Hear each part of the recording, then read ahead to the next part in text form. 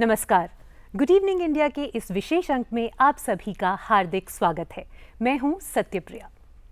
प्रधानमंत्री श्री नरेंद्र मोदी जी के नेतृत्व में सरकार अपने 3 साल 26 मई को पूरे करने वाली है और इन 3 सालों के अरसे में प्रधानमंत्री जी ने अपने श्रेष्ठ भारत उत्तम भारत के सपने को पूरा करने के लिए कई योजनाओं का शुभारंभ किया, जिनमें से योजनाएं थी जनधन योजना, प्रधानमंत्री आवास योजना आदि।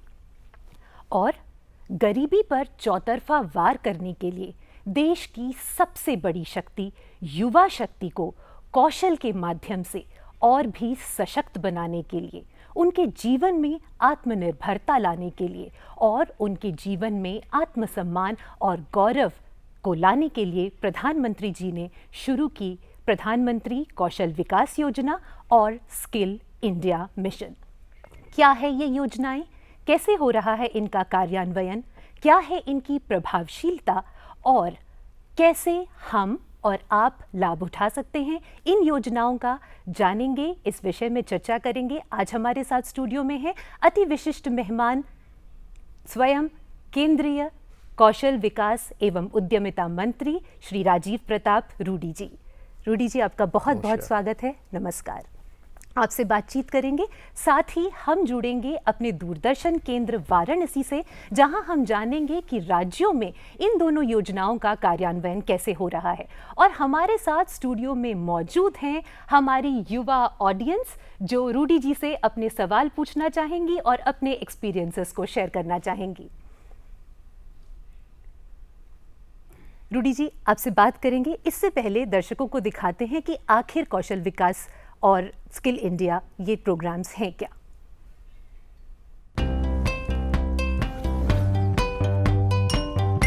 अपने पांच बाहुबल के द्वारा, अपने उंगलियों के हुनर के द्वारा, अपने कौशल्य के द्वारा विश्व का हृदय जीत सके, ऐसे नौजवानों का सामर्थ्य हम तैयार करना चाहते हैं। Therefore, Skill India took birth in 2015 with an objective of harmonizing various skill development initiatives across the country for better efficiency.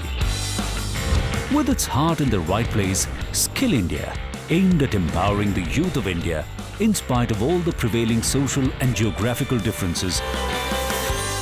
In the last 1 year, Skill India, led by Shri Rajiv Pratap Rudy, had covered a lot of ground in streamlining India's skill ecosystem and has really impressive figures to show for it. 1.04 crore people trained in 2015-16. 267 private skill training partners imparting training to over 80 lakh. Apprentice training increased by 15%. 12 years of school education is very important. लेकिन 12 वर्ष की शिक्षा शायद आपको रोजगार ना दिला सके, लेकिन 12 हफ्ते की ट्रेनिंग आपको रोजगार दिला सकता है, और यही माननीय प्रधानमंत्री जी का अभियान है। Number of ITI institutes increased to more than 13,000 with a staggering 18.65 lakh seats on offer. A number of skill imparting schemes were initiated to give an opportunity to our citizens to showcase their skills on the world stage. Under the Pradhan Mantri Kaushal Vikas Yojana scheme, financial assistance was provided to motivate young people to get skilled and earn a better livelihood. More than 19 lakh candidates were trained in the first year across 29 states and 6 union territories in over 500 job roles. MSDE entered into partnership with 14 central ministries like Railway, Defence, Health, Power, etc., under which numerous skill centers have been opened utilizing existing infrastructure. Our coverage. Our schemes were regulated nationwide and covered the entire country. Our accolades. And with the Indian contingent winning 8 Medallion of Excellence at the World Skills International Competition in Brazil, our resolve was further strengthened. Our global collaborations. Technical collaborations with countries like USA, UK, Canada, France, Germany, etc. helped us keep abreast of the best practices worldwide. In addition to this, Skill India has also ensured ISO 29990 validation standards for trainees. making them employable not only in India but overseas as well. Today, as we speak, Skill India is well on its way to fulfilling the dream of making India not just an empowered but also the skill capital of the world. Rudy जी, भारत में 40 करोड़ लोग असंगठित क्षेत्र में काम करते हैं।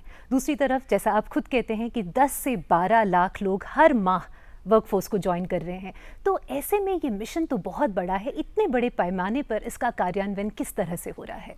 देखिए, सबसे पहले तो मैं माननीय प्रधानमंत्री जी का आभार व्यक्त करना चाहूँगा कि उन्होंने स्वयं इस मंत्रालय क्रिएट करने का निर्णय लिया।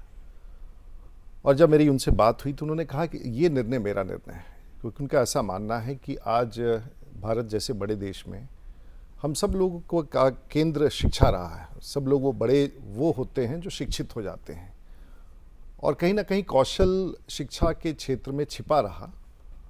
और अगर हमसे कोई पूछे यहाँ बैठे कि आखिर में कौशल क्या है, तो मुझे अगर परिभाषित करना हो तो अगर स्टूडियो में देखें आप, जो आपकी मेकअप आर्टिस्ट होगी वो भी एक कौशल प्राप्त व्यक्ति है। जिसने इस फूलों का गुलदस्ता यहाँ सजाया है ये भी कौशल है। जिसने ये स्टेज बनाया है, ये स्क्रीन प्रिंटिंग किया है, जिसने ये तस्वीर लगा के इसका फ्रेम बनाया है, जो लेपल लगा करके साउंड सिस्टम गए हैं, वो भी एक कौशल प्राप्त व्यक्ति है। जो कैमरा चला रहे हैं हमारे और आपके और बच्चों को दिखा रहे हैं, उस कैमरा के पीछे जो खड़ा व्यक्ति है वो भी एक कौशल प्राप्त है। जो रोशनी मेरे चेहरे पर आ रही है, आपके चेहरे पर जा रही है, स्टेज की लाइटिंग, ये सब कोई PhD डॉक्टरेट नहीं है। ये सब वैसे लोग हैं जिसने कौशल के माध्यम से, कौशल की ताकत से इस पूरे वातावरण को सुंदर बनाया। यहाँ तक कि जो ड्राइवर भी आपको लेके स्टूडियो तक आया है, या मेरा ड्राइवर, वो भी एक कौशल प्राप्त व्यक्ति है। तो सबसे बड़ी ये चुनौती थी। और इन सब चीज़ों को हम असंगठित क्षेत्र में मानते हैं, क्योंकि ड्राइवर कहीं काम करते हैं जो सरकारी ड्राइवरों को छोड़ करके कहीं ऐसी कोई मान्यता नहीं है। तो आज इस देश में 40 करोड़ ऐसे लोग हैं जो असंगठित क्षेत्र में हैं, अनऑर्गेनाइज्ड वर्कफोर्स हैं। और यदि बहुत सारे, जैसे इस स्टूडियो में इतने सारे बच्चे बैठे हुए हैं, अब इसमें अगर स्कूल जा रहे होंगे, स्कूल की पढ़ाई कर लेंगे, लेकिन वो अपने आप में पर्याप्त नहीं, 10वीं हो 12वीं हो। लेकिन अगर किसी बच्चे को यहाँ पर डायलिसिस असिस्टेंट बना दिया जाए, किसी बच्चे को यहाँ ब्यूटिशियन बना दिया जाए, किसी बच्चे को यहाँ जनरल ड्यूटी असिस्टेंट, जब अस्पताल में कैसे बेड कवर बदलना है, कैसे पेशेंट का देखभाल करना है, तो किसी की भी आमदनी 15 से 20 हज़ार रुपया हो सकती है।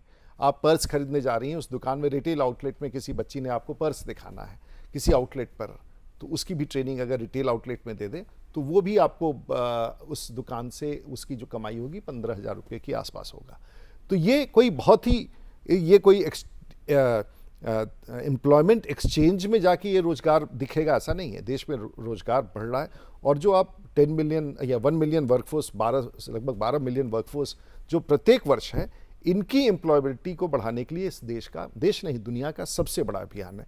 और मैं समझता हूं कि ये अभियान अपने आप में, जैसे शिक्षा में व्यक्तियों पर खर्च होता है और वो उसके बाद शिक्षित कहलाते हैं, उसी प्रकार से कौशल के क्षेत्र में भी, और हमारी जो प्रमुख योजना है प्रधानमंत्री कौशल विकास योजना, उसके माध्यम से हम देश भर में कौशल विकास का जाल बिछा रहे हैं। जी, रूडी जी, जैसे अभी हमने दर्शकों को एक वीडियो दिखाया, उसमें भी हमने आपका वक्तव्य सुना जिसमें आपने कहा कि 12 से 14 साल की स्कूली शिक्षा के बाद भी एम्प्लॉयबिलिटी जो है वो हम जनरेट नहीं कर पाते हैं। तो क्या आपका मानना है कि हमें स्कूली शिक्षा के दौरान कौशल विकास को इंटीग्रेट करना चाहिए? बात कहना चाहूँगा, ये बिल्कुल दुनिया भर में जब स्कूल की शिक्षा देते रहते हैं, उसी समय कौशल का भी साथ साथ कि अगर हमें आगे की पढ़ाई नहीं पढ़नी है तो हम अपने अपने क्षेत्र में निकल जाएंगे। दुर्भाग्य से भारत में मान्यता उसी को दी जाती है जो मैट्रिकुलेट है, जो IAA है, जो BA है, जो MA है।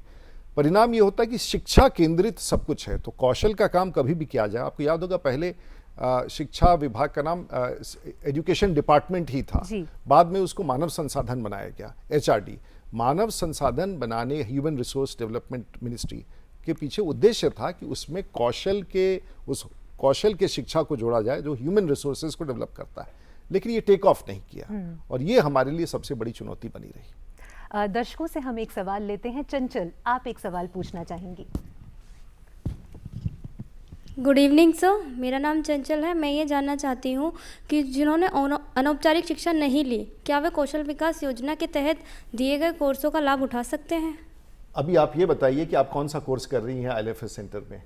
मैं रिटेल सेल्स एसोसिएट का कोर्स कर रही हैं। आप कितने दिनों से आप ये काम कर रही हैं?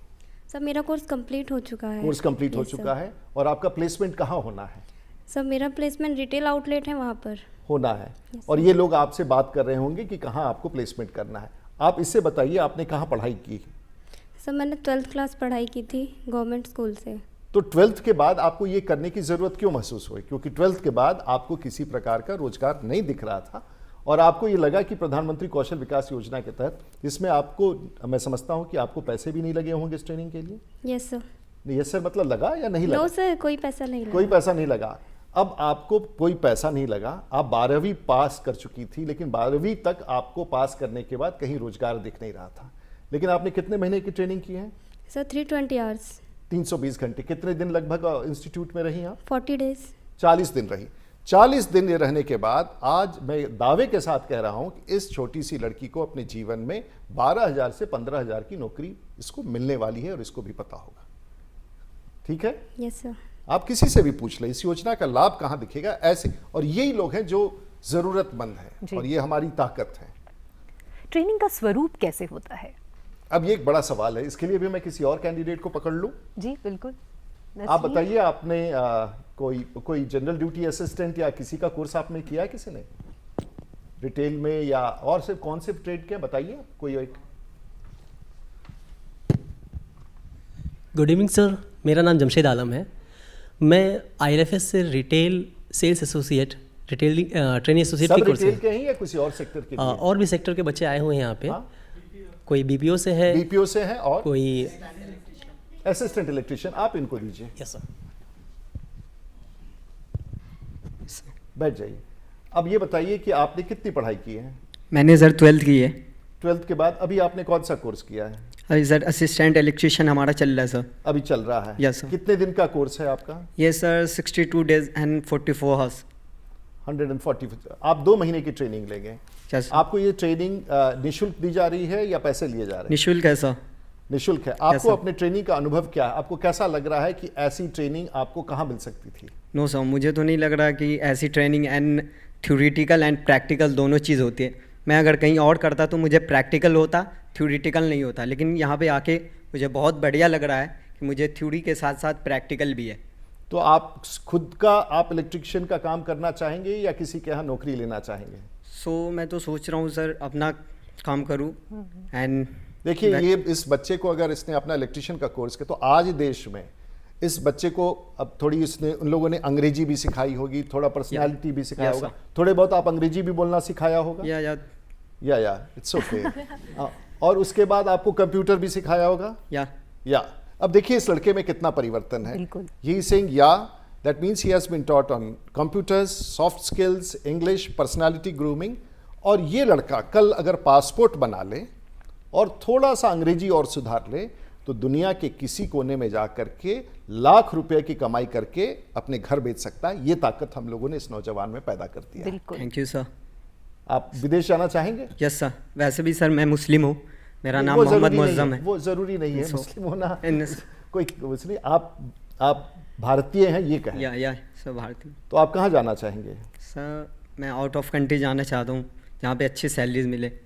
तो एक बार आप प्रशिक्षण कर ले, ट्रेनिंग ले ले, या। किसी कंपनी में काम कर ले, अपने आप निकल जाएंगे देश दुनिया के किसी कोने में। बिल्कुल। हम ऐसी ट्रेनिंग करा रहे हैं और आप ये नहीं, ऐसे लाखों बच्चे देश भर में ट्रेनिंग करा रहे हैं। तो हमारे लिए सबसे बड़ी चुनौती है ऐसे बच्चों की पहचान करना। पहले पहचान करना, मोबिलाइजेशन जिसको कहते हैं। प्रधानमंत्री कौशल विकास योजना है, देश के गरीब, किसान, मजदूर, बेरोजगार नौजवान, इन बच्चों के पास जा करके इनको निकालना, फिर उनकी पहचान करना और फिर इनको कैसी ट्रेनिंग देना है, उसका करिकुलम हो, उसका कोर्स हो, फिर उस सेंटर में पहुंचा करके वहाँ ट्रेनर्स ऐसे हों और ट्रेनिंग के बाद इनका असेसमेंट भी होगा। आप लोगों का असेसमेंट होता है? Yes sir. और असेसमेंट के बाद वो असेसमेंट परीक्षा होगा। या। उसके बाद अगर उस परीक्षा में आप पास करेंगे तो आपको सर्टिफिकेट दिया जाएगा और फिर जिस ट्रेनिंग सेंटर में इनकी ट्रेनिंग हो रही है उस ट्रेनिंग में अगर 100 बच्चे हैं तो 70 बच्चे को प्लेसमेंट कराना उनका दायित्व है। 70 में ये तो या किसी जगह फैक्ट्री में जाके अप्रेंटिसशिप का काम कर सकते हैं या फिर ये खुद का बैंक से लोन करके अपना काम शुरू कर सकते हैं और एंटरप्रेन्योर बन सकते हैं। ये सब और फिर अपना दुकान और व्यवसाय खोल सकते हैं या फिर कहीं जाकर के काम कर सकते हैं, वेज एम्प्लॉयमेंट ले सकते हैं। तो ये सब प्लेसमेंट में माना जाएगा। और हम लोगों ने पूरे भारत वर्ष में इस प्रकार का जाल बिछाना शुरू किया है कि एंट्री लेवल जॉब्स, हम कोई सरकारी सेवा की बात नहीं कर रहे हैं, हम सिर्फ एंट्री, और मैं कह सकता हूँ मैं ऐसे बच्चों को जानता हूँ जिन लोगों ने ऐसी ट्रेनिंग ली है और आज 4 साल 3 साल के बाद वो बच्चे लाख लाख रुपया कमा करके अपने घर में भेज रहे हैं और अच्छी जिंदगी बिता रहे हैं। तो पर्पस जो प्रधानमंत्री कौशल विकास योजना का है वो ये था, और माननीय प्रधानमंत्री जी का मानना है कि ये एक बड़ी ताकत है। और इसमें से जैसे इसमें से हॉस्पिटैलिटी क्षेत्र में कितने बच्चे हैं आप लोगों ने, क्या आप किसी के पास माइक लीजिए, आपने क्या किया है और इसमें बताइए आपने क्या कोर्स किया है? सर मैं हॉस्पिटैलिटी में सर फूड एंड बेव किस तरह सर्व करते हैं सर, वो सीखता हूँ सर। तो आपने होटल में जाने के लिए फूड एंड बेवरेजेस कैसे सर्व किए जा सकते हैं, तो प्लेट सजाना, प्लेट लगाना, टेबल सजाना, पानी पिलाना, ग्रीट करना, मेनू दिखाना, ये सब कुछ आपने सीखा है? सर अभी मैं न्यू आपने है, जो आप पहले से कोई ट्रेनिंग में हैं जिन्होंने कोर्स कंप्लीट कर लिया है? मैडम आप लीजिए। So you have been in the hospitality, you have got a training of hospitality? Yes sir, good evening sir, my name is Ranjita. Okay अभी मुझे अराउंड 15 डेज़ हो चुके हैं, बट मैं आपसे ये कहना चाहूँगी कि मैंने इतना कुछ सीख लिया है, मतलब कि कैसे कस्टमर्स को सर्विस देनी है, कैसे प्लेट सजानी है, कैसे टेबल सेटअप करना है। सबसे इम्पॉर्टेंट थिंग कि मेरे अंदर कॉन्फिडेंस इंक्रीज़ हुआ है कि मैं आज आपके सामने बोल पा रही हूँ, तो ये एक बहुत बड़ी देखिए अचीवमेंट कमाल है है देश के प्रधानमंत्री जी की इस योजना का है कि छोटी सी लड़की आप कब तक कितनी पढ़ाई पढ़ चुकी हैं? मैंने अभी 12th क्रॉस की है और आपने ये कोर्स कर लिया है। recently आगे आप क्या करना चाहती हैं? किसी 5 स्टार होटल में जाना चाहती हैं? किसी बिल्कुल अपना सर, व्यवसाय मतलब करना है? हाँ। जब मैंने 12th क्रॉस की तो मेरे पास कोई भी ऐसा, मतलब मेरी फैमिली बैकग्राउंड इतना अच्छा नहीं कि मैं कोई भी प्राइवेट कोर्स कर सकूं, इसलिए मेरे पास कोई ऑप्शन नहीं था सोचने का भी कि मैं कुछ कोर्स करूं। आपके पिताजी क्या करते हैं? मेरे पिताजी कारपेंटर हैं। देखिए, और इतना एक कारपेंटर, एक जिसको हिंदी में हमने बढ़ाई, बेटी कितनी सुंदरता से ये कह रही है कि मेरे में ये कॉन्फिडेंस है, वो मुझसे अंग्रेजी में बात कर रही है, वो होटल इंडस्ट्री में जाएगी और शुरुआत करेगी 15,000 से, और अगर इसमें अपना हुनर हुआ तो ये 50,000 लाख रुपए तक पहुंच सकती है। तो आपको यहाँ जाने के बाद इस प्रधानमंत्री कौशल विकास योजना में कोई खर्च भी हुआ? बिल्कुल नहीं सर, एक तो ये फ्री ऑफ कॉस्ट है और ऊपर से मुझे सारी सुविधाएं दी जा रही है, जैसे मेरी इंग्लिश इंक्रीज करी जा रही है, कंप्यूटर नॉलेज दी जा रही है। हाँ। और मुझे ये बताया जा रहा है कि मुझे अपना व्यवसाय अगर आगे चल के करना है तो कैसे करना है। तो देखिए हम लोग वहां पर, अगर आप खुद नौकरी करना चाहते हैं तो इनकी पर्सनालिटी बढ़ाई जा रही है। ये तो किसी बड़े एयरलाइन में जाकर के, मैं ये अब जितनी स्मार्टनेस आ चुकी है, ये किसी बड़े एयरलाइंस में जाकर के ये एयर होस्टेस का भी काम कर सकती है अगर ये कोशिश करे। मैं देख सकता हूँ इसकी पर्सनालिटी को, और वहाँ 30,000 से इसका वेतन शुरू होगा और अगर 4 साल के बाद ये 1 लाख रुपए तक कमा सकते हैं। हम लोगों ने इस देश में इस योजना के माध्यम से बच्चों के बीच में क्रांति ला दिया है। लोगों को पता ही नहीं है कि ये कितनी बड़ी योजना और इसमें कितनी गुणवत्ता ला करके, और ये एक जीता जागता, आपका नाम क्या हो बेटा? सर रंजिता। रंजीता एक जीता जागता उदाहरण है कि एक कारपेंटर की बेटी आज हॉस्पिटैलिटी सेक्टर में ट्रेनिंग लेने के बाद अंग्रेजी में मुझसे संवाद कर रही है और पूरे देश के सामने कम्युनिकेट कर रही है। क्या ये एक बड़ी उपलब्धि नहीं है? सर मेरे लिए तो बहुत बड़ी अचीवमेंट है, क्योंकि इससे पहले मैं कभी कहीं गई नहीं, कहीं कुछ देखा नहीं, मैंने कभी किसी से बात नहीं की, बट आज ये फर्स्ट टाइम अगर मैं आपके सामने बात कर रही हूँ तो ये सिर्फ और सिर्फ स्किल इंडिया के थ्रू हो रहा है। तो थैंक यू मोदी जी का, थैंक यू आपका सर, जो आपने इतना अच्छा प्रोजेक्ट चलाया हम जैसे बच्चों के लिए, हमें एक एम दिया कि हम आगे कुछ सोच सकते हैं। बहुत बधाई, बहुत बधाई। ऐसा ये these are the samples of what we have created in this country, and possibly I also never got an opportunity to display it, what I can see, what Doordarshan is doing, what the government is doing, and information and broadcasting. This is real India. These are the strength. And अगर ये 10वीं के बाद जिंदगी में कोई रास्ता, 12वीं के बाद अभी आपने क्या मन बनाया था, आप क्या करना चाह रही थी? सर बेसिकली मेरा कोई एम नहीं था, क्योंकि फैमिली बैकग्राउंड अच्छी नहीं थी मेरी, कोई फाइनेंशियली सपोर्ट नहीं था मेरे पास। इसके पास फाइनेंशियल सपोर्ट नहीं। ये योजना अपने आप में एक अद्भुत योजना है जिसमें कामयाब है। और हम लोगों ने मैं इसलिए 2.5 वर्ष के बाद, मेरा मंत्रालय इस देश में सबसे नया मंत्रालय है और शिक्षा की तरह इसमें व्यक्तियों पर इन्वेस्ट करना है। हमने 2.5 साल में देश भर में प्रधानमंत्री कौशल केंद्र, प्रधानमंत्री कौशल विकास योजना, इंटरनेशनल स्किल सेंटर्स हमने स्थापित करके ये प्रमाणित कर दिया है। और ये उदाहरण देश के सामने हजारों स्थानों पर, गांव देहात में, इसमें किसी ने ब्यूटिशियन का भी कोर्स किया है?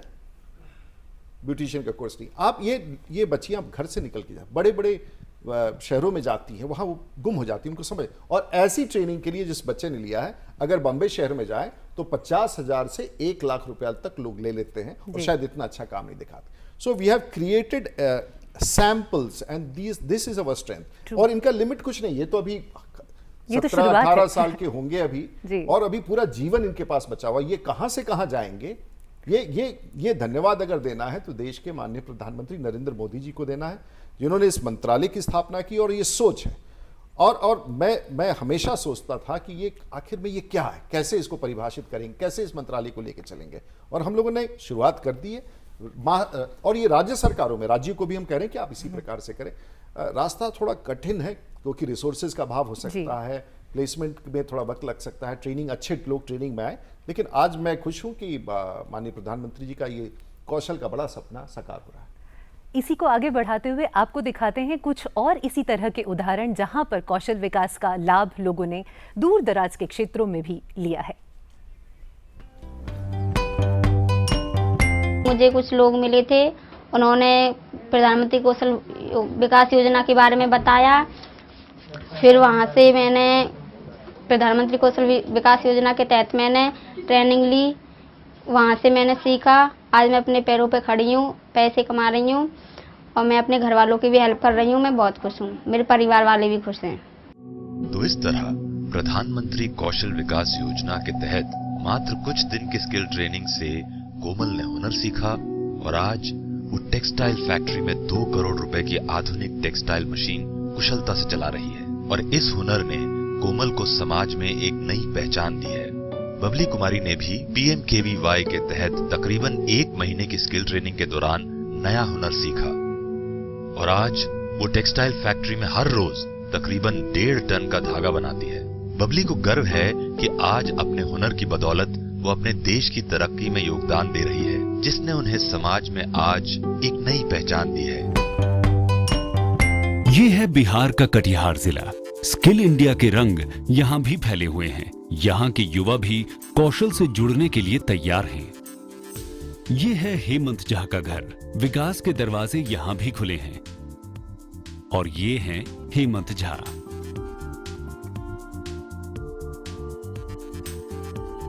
प्रधानमंत्री कौशल विकास योजना का लाभ उठाकर आज हेमंत झा ने अपनी प्रतिभा को नया आकाश दिया है, अपने कच्चे घर को पक्का बनाया है।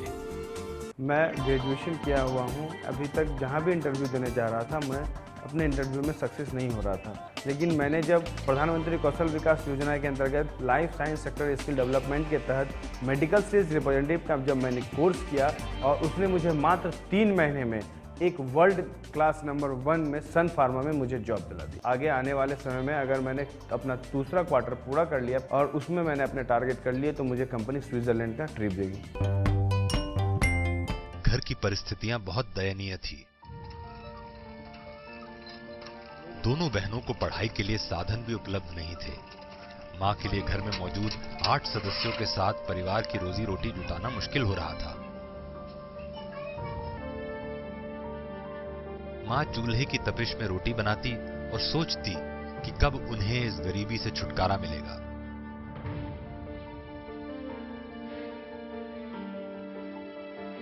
तभी एक दिन कोमल को रोजगार मेले के बारे में पता चला। कोमल पूनम के साथ उस मेले में गई जहां उन्हें गिनी फिलामेंट के लोगों ने प्रधानमंत्री कौशल विकास योजना और इसके तहत दी जाने वाली स्किल ट्रेनिंग के बारे में बताया। जिसके बाद पूनम और कोमल ने वहां खुद को एनरोल करके कुछ महीने की स्किल ट्रेनिंग ली और आज कोमल और पूनम टेक्सटाइल कंपनी में डॉफर के रूप में काम कर रही हैं और साथ में ही अपना परिवार भी चला रही है। आज से कुछ समय पहले की बात है कि मेरे घर की स्थिति बहुत ख़राब थी। मेरे पापा के पास कोई काम नहीं था, बहुत ही ज़्यादा स्थिति खराब हो गई थी। तो हमें प्रधानमंत्री कौशल विकास योजना के बारे में पता चला तो हम दोनों बहनों ने उनसे ट्रेनिंग ली। तो आज मेरा कार्ड असिस्टेंट वार्नर का कार्ड है, तो आज हम काम करते हैं और मैं बहुत। आज पूनम और कोमल के घर गैस चूल्हा आ चुका है और घर भी पक्का हो गया है। वास्तव में मन को प्रसन्न करने वाली ये कहानियां हैं। नहीं, ये बहुत हम लोगों ने 2.5 वर्षों में जितनी नैरेटिव्स, जितने सारे ऐसे, हम इसको और भी देश के लोगों के सामने लाना चाहेंगे और मैं बता सकता हूँ वो जो मेडिकल रिप्रेजेंटेटिव वाला, ये कभी किसी लिए औपचारिक प्रशिक्षण नहीं था। और जब हमने शुरू किया है, ग्रूमिंग करने शुरू की हैं साहब, देहात में जो ऑप्टिकल फाइबर जोड़ने वाले लाखों किलोमीटर ऑप्टिकल फाइबर नेटवर्क, हमारे पास वो जोड़ने वाले करने के लिए जो ऑप्टिकल फाइबर, इस तरह के छोटे छोटे मेसन्स, पेंटर्स, आपके प्लम्बर्स, आज तक कभी औपचारिक रूप से कभी इंस्टीट्यूट ही नहीं था कि उनके पास प्लम्बिंग की ट्रेनिंग दी जाए। आज हम लोगों ने शुरू किया है और इतने हाई क्वालिटी प्लम्बर्स निकल रहे हैं और विदेशों में इतना डिमांड। हमारा जो फर्नीचर और फर्निशिंग सेक्टर है, आज एक से एक, वही जो बढ़ई पहले लकड़ी काटते थे आरे से, आज उनकी मशीन लाख रुपए की मशीन होती है और क्या फिनिशिंग देते हैं, इस प्रकार का फिनिश प्रोडक्ट बनाते हैं, वो जानते हैं। लेकिन आज तक कभी उनके पास कोई गया ही नहीं बताने के लिए कि आप में ये गुण है और आप ये थोड़ा सा प्रशिक्षण ले लेंगे, ये मशीन ले लेंगे तो आपकी गुणवत्ता। आज कल ही हमारे स्वीडन के वहाँ की मंत्री आई हुई थी और उन लोगों को 50,000 ऐसे लोग चाहिए जो बढ़ई का काम, मॉडर्न ढंग से फर्नीचर्स का काम कर सके। हमारे पास लोग नहीं। आज करें, ये जब भी बात होती है ना कि देश में रोजगार बहुत है, लेकिन उस रोजगार के लायक लोग हमें ट्रेन करना है, तो वो शायद एम्प्लॉयमेंट एक्सचेंज में ना दिखे। माली, आज कोई भी माली जिसको हम ट्रेनिंग दिलाते हैं, उसको आज दिल्ली के बड़े बड़े घरों में, बड़े बड़े होटलों में 15 से 20 हज़ार की शुरुआती सैलरी होती है। लेकिन अब हमारे लिए तो माली का कोई पढ़ाई थोड़ी ना हो सकता है, माली बनाना कोई अच्छी बात थोड़ी ना है, इस प्रकार से लोग। लेकिन आज एक साधारण सा लड़का स्मार्ट सा जीन्स पैंट पहनता है और जो मॉडर्न गार्डनिंग के सिस्टम्स को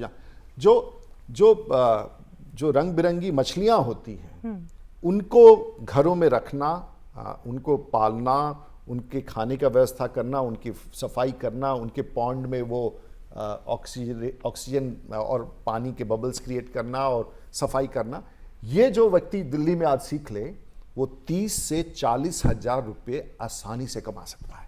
तो इन सबको ढूंढ के लाखों की संख्या में कंस्ट्रक्शन के सेक्टर में बार बेंडर हुआ, यहाँ तक कि इनमें से आप लोगों ने जितना कर लिया कोर्स, इसके बाद हम लोग बच्चों और बच्चियों के लिए ड्राइवर्स ट्रेनिंग का काम शुरू करना चाहते हैं और बड़े पैमाने पर कर रहे हैं। आज ओला का ड्राइवर और उबर का ड्राइवर, रंजीता आप भी सोच लेना इसमें अगर आगे कुछ करना हो, आज ओला और उबर को 2.5 से 3 लाख ड्राइवर्स की ज़रूरत है। थोड़ी अंग्रेजी बोल सके, पैसेंजर को गाड़ी में बैठने से पहले ग्रीट कर सके, गुड मॉर्निंग सर कह सके, गुड आफ्टरनून सर कह सके, और पानी का बॉटल हो तो पानी का बॉटल बढ़ा सके, और जीपीएस पर डाल करके ग्रेटर कैलाश जाना है कि आपको ब्रिजवासन जाना है, कि आपको राजेंद्र नगर जाना है, कि आपको ल्यूटन्स दिल्ली में राष्ट्रपति भवन जाना है, उसमें पंच करके उस रास्ते पर पहुंचा सके। और ड्राइवर उतरने से पहले thank you, it was a great day, और हाउ वाज योर फ्लाइट, ये कह सके। और उतरने से पहले जो हैंड हेल्ड मशीन होता है पेमेंट का, वो क्रेडिट कार्ड से ट्रांजैक्ट कर सके। ऐसे ड्राइवर को, शॉफर को, ड्राइवर क्यों कहें, शॉफर को आज 40 से 50 हज़ार रुपये की कमाई हो सकती है। लेकिन कभी देश में किसी ने सोचा ही नहीं कि हमने इन बच्चों में से अब जो हॉस्पिटैलिटी की ट्रेनिंग करें। हम लोग दुनिया भर में क्रूजेस पर जाते हैं। क्रूजेस वो होते हैं बड़े बड़े जहाज होते हैं जिसमें 5,000 लोग उस जहाज पर टूरिस्ट जाते हैं। 5,000 में 3,000 टूरिस्ट होते हैं और 2,000 कर्मचारी इन 3,000 लोगों को देखने के लिए होते हैं। जब भी ऐसे वर्ल्ड टूरिस्ट जगहों पर मैं जाता हूं तो मैं कभी 100 बच्चों के बीच में देखता हूं, 100 में से 95 बच्चे मलेशिया के, इंडोनेशिया के, थाईलैंड के होते हैं और भारत का मुश्किल से 2 या 3। और वो सब ऐसे हैं जो उन जहाज़ों पर काम करते हैं, कोई सिक्योरिटी में, कोई हाउसकीपिंग में, कोई डिस्पेंसरी में, कोई जिस प्रकार का भी काम, कोई सफाई में। कोई भी बच्चा उन जहाज़ों पर काम करने वाला 1,00,000 1.5 लाख रुपये से कम कमा के घर नहीं भेजता। क्या हमारे बच्चे वहाँ नहीं पहुँच सकते? लेकिन आज तक किसी ने सरकार में 67 वर्षों में सोचा ही नहीं कि हमारे बच्चों को वहाँ भेजने की भी व्यवस्था करनी है। और एक बार ये बच्चे भारत के निकल के चले गए, चाहे वो दिल्ली का हो, मद्रास का हो, चेन्नई का हो, बिहार का हो, मेरे कॉन्स्टिट्यूंसी छपड़ा का हो, एक बार रास्ता निकल जाए तो फिर उनका रास्ता कोई रोक नहीं सकता। बट ये बताने वाला कौन है, इनको बैठ के समझाने वाला कौन है, इनको रास्ता दिखाने वाला कौन है? स्कूल कॉलेज में अगर ये काम करते होते तो इस मंत्रालय की जरूरत ही नहीं होती। क्या बात सही है? बिल्कुल। मेरे बात में आप लोग को कोई ऐसा तो नहीं लग रहा है कि नेता बोल रहा है? नहीं। हाँ, सच्चाई है, आप लोगों ने महसूस किया है, ऐसा होता है आपके साथ। राजीव जी, अब हम जुड़ेंगे अपने दूरदर्शन केंद्र वाराणसी से और जानेंगे कि वहां किस तरह से इसका कार्यान्वयन हो रहा है।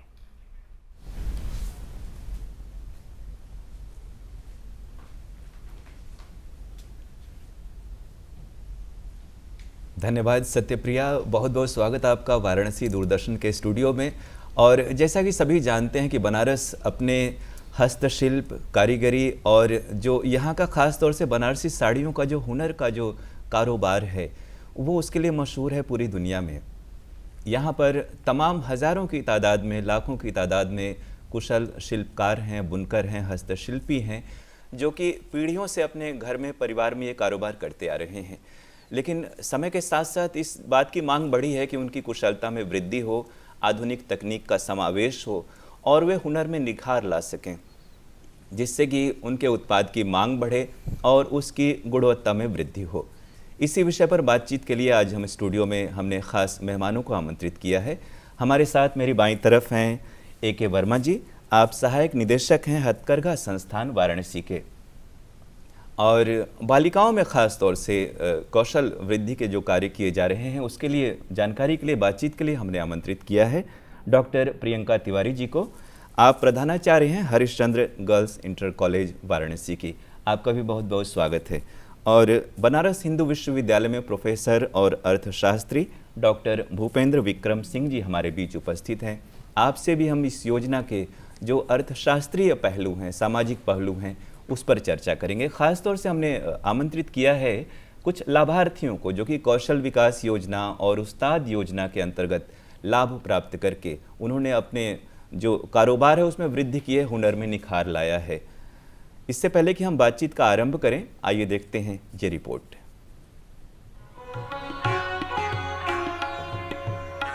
युवाओं को रोजगार के अवसर उपलब्ध कराने और उन्हें रोजगार के लायक बनाने के उद्देश्य से केंद्र सरकार ने प्रधानमंत्री कौशल विकास योजना की शुरुआत की थी। प्रधानमंत्री श्री नरेंद्र मोदी के मेक इन इंडिया कार्यक्रम की अवधारणा का आधार माना गया कौशल विकास योजना को।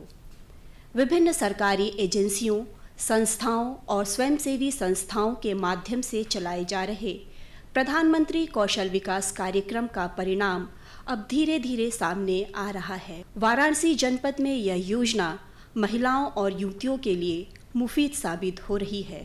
साथ ही हस्तशिल्पियों की आर्थिक स्तर में प्रधानमंत्री कौशल विकास योजना सुधार का एक सशक्त जरिया बन रहा है। श्री ए.के. वर्मा जी, जैसा कि हमने रिपोर्ट में देखा, सबसे पहले हम बातचीत की शुरुआत आपसे ही करेंगे। आप हथकरघा संस्थान वाराणसी के सहायक निदेशक हैं। आपके संस्थान की ओर से प्रधानमंत्री कौशल विकास योजना के अंतर्गत कौन कौन से कार्यक्रम चलाए जा रहे हैं? जी, प्रधानमंत्री कौशल विकास योजना के अंतर्गत हमारे कार्यालय के माध्यम से केंद्रीय सरकार ब्लॉक लेवल क्लस्टर पे बुनकरों की आर्थिक स्थिति सुधारने के लिए, उनके कौशल में उन्नति के लिए जी राष्ट्रीय हथकरघा विकास प्रोग्राम के तहत एक मुख्य अवयव है उसका कौशल विकास, जिसमें वर्ष 2016-17 में हमारे कार्यालय के माध्यम से लगभग 1400 बुनकरों को प्रशिक्षण दिया गया है। इस प्रशिक्षण में मुख्य रूप से 3 विधाओं में हम लोग प्रशिक्षण दे रहे हैं जी।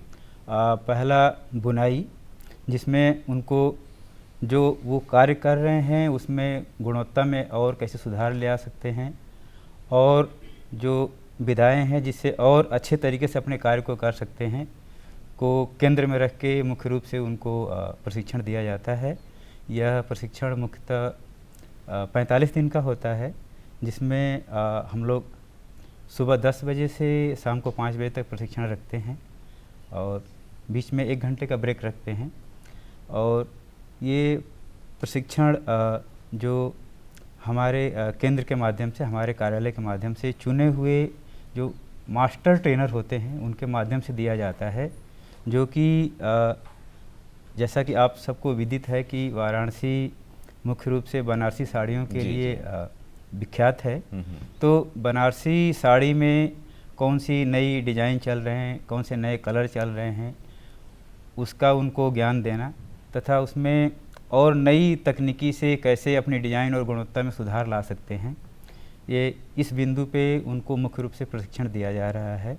इसके अतिरिक्त जो वस्त्र डिज़ाइन है, वस्त्र डिज़ाइन में 15 दिन का प्रशिक्षण है, और जो मुख्य रूप से हम लोग डिज़ाइन का या बुनाई का या रंगाई का प्रशिक्षण कराते हैं। इसमें 20-20 लोगों का बैच रखते हैं और रंगाई में प्रशिक्षण दिया जा रहा है। इसके अंतर्गत जो आप देखते होंगे कि मुख्य रूप से कोई उत्पाद है वो देखने में तो बहुत सुंदर है, बहुत अच्छा है, लेकिन अगर उसका रंग पक्का नहीं है तो उससे वो गुणवत्ता की कसौटी पे खरा नहीं उतरता है।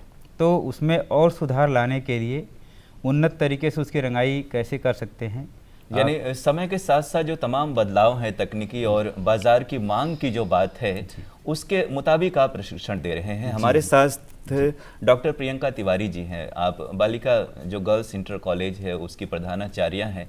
आपके यहाँ बालिकाओं को किस तरह से कौशल विकास की ट्रेनिंग दी जा रही है, प्रशिक्षण दिया जा रहा है उन्हें? सर, हमारे यहाँ मुख्य रूप से गरीब लड़कियाँ आती हैं और हमारा मुख्य उद्देश्य यही है कि इन गरीब बच्चियों का हम कौशल विकास करें, और उसके लिए हमने अलग से ट्रेनर रखा हुआ है और बच्चों को क्लास के अलावा अलग से हम उनको समय देते हैं। और मेरा मुख्य उद्देश्य ये है कि ये हमारे बच्चे जो हम इनका स्किल डेवलप कर रहे हैं ये समाज के लिए ऐसी चीज़ें बनाएं जो कि सस्ती होने के साथ साथ उनके लिए उपयोगी भी हैं। तो जैसे कुछ उदाहरण हम जानना चाहेंगे कि आप क्या खास चीज़ें इन बच्चों को सिखा रही हैं? सर, अभी हमारे बच्चों ने गरीबों के लिए एक व्हील चेयर का निर्माण किया था जिसको कि हैदराबाद में अवार्ड भी मिला।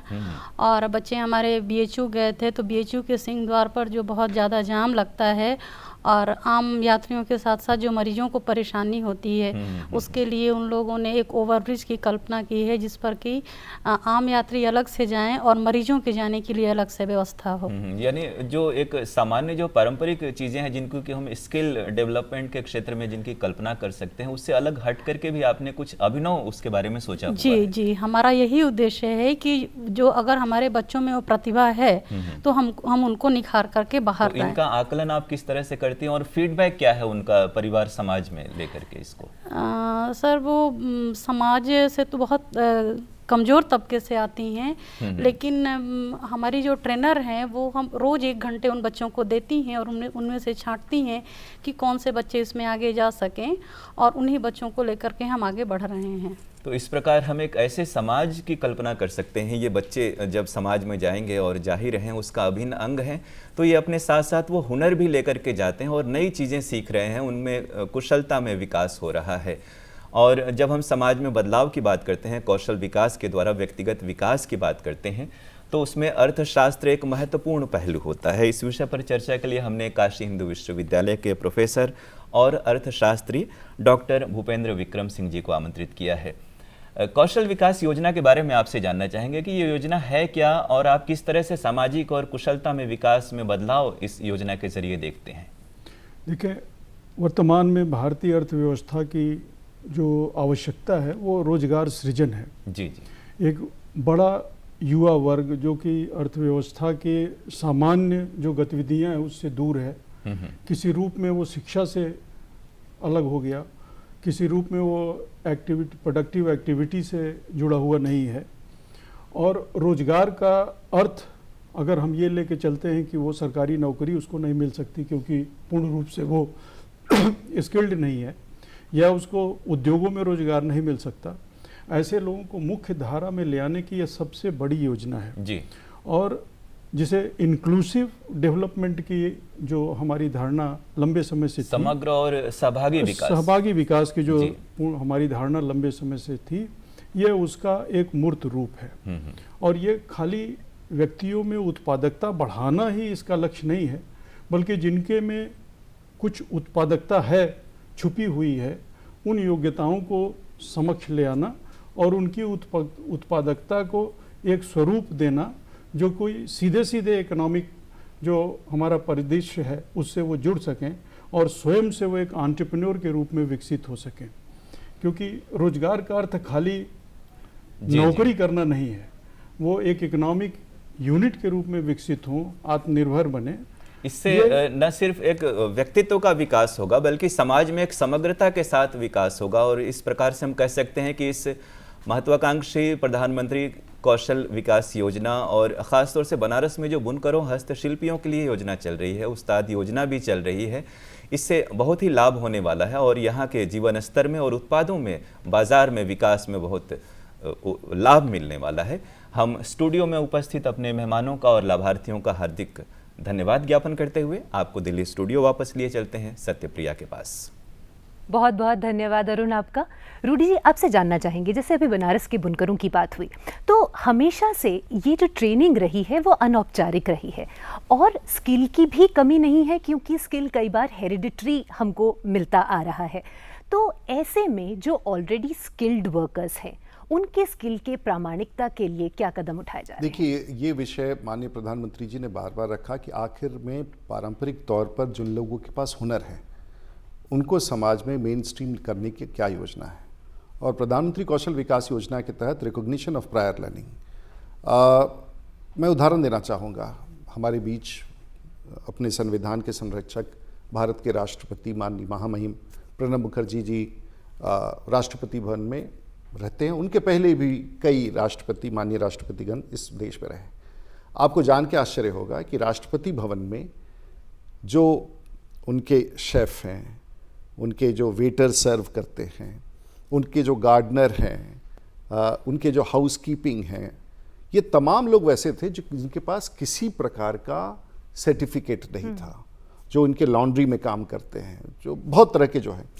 पहली बार राष्ट्रपति भवन में ऐसे लोगों का माननीय राष्ट्रपति जी के जानकारी में, उनके सचिवालय से बात करके तमाम राष्ट्रपति भवन के उन स्टाफ को जो पारंपरिक तौर से काम कर रहे थे, उनकी कोई मान्यता नहीं थी, उनको एक कैप्सूल कोर्स कराया, उनको क्लासरूम में बैठाया, उनके गुणवत्ता को और सजाया और फिर उनका टेस्ट लिया और टेस्ट करके उनको सर्टिफिकेट दिया, जो ऑलरेडी सरकारी सेवा में, राष्ट्रपति जी की सेवा में, जो विदेशों से आने वाले गेस्ट की खिदमत करते हैं, जो वहाँ हमारे मिलिट्री सेक्रेटरी रहते हैं, उनको चाय पिलाते हैं, या हमारे जैसे लोग जब गेस्ट के रूप में जाते हैं, जो उनका फोटोग्राफर है, जो उनके घर में जो बेडरूम को देखता होगा या उनके टॉयलेट को देखता होगा, या जो प्लम्बिंग का काम करते होंगे, पहली बार देश में हुआ। और अब हम इसी तरह से, अगर जिले में बहुत सारे कारपेंटर्स हैं, मेसन्स हैं, बिल्डर्स हैं, उन सबको एक शॉर्ट टर्म ट्रेनिंग करके रिकॉग्निशन ऑफ प्रायर, ताकि वो स्किल्ड वर्कफोर्स के एक सर्टिफिकेट के भाग बने। ये काम हम लोगों ने पूरे देश में शुरू किया है। जब आप ट्रेनिंग की बात करते हैं तो अच्छा, आपने दूसरा सवाल क्या? हाँ, ट्रेनिंग की बात कैसे करते हैं? देखिए, हर चीज़ के लिए आज ये जो भी मैं कह रहा हूँ दुनिया भर में ये प्रचलित है। भारत में क्योंकि अब 2.5 वर्षों से इस काम को हमने शुरू किया है तो थोड़ा वक्त लग रहा है। हर एक ऑक्यूपेशन है, जैसे आपका एंकरिंग भी एक ऑक्यूपेशन है, जो कैमरामैन है उसका एक ऑक्यूपेशन है।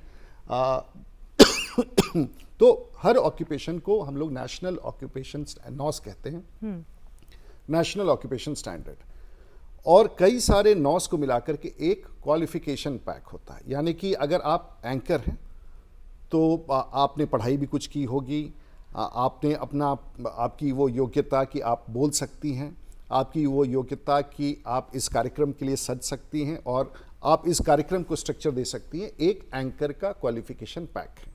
मैं अगर पायलट हूँ तो पायलट होने के लिए 4 गुणवत्ता होना चाहिए, मुझे CPL होना चाहिए, मुझे नेविगेशन जानना चाहिए, मुझे कम्युनिकेशन जानना चाहिए, एयर ट्रैफिक का जानना चाहिए। चारों पेपर को हम पास करेंगे तो मैं एक पायलट बन सकता हूँ।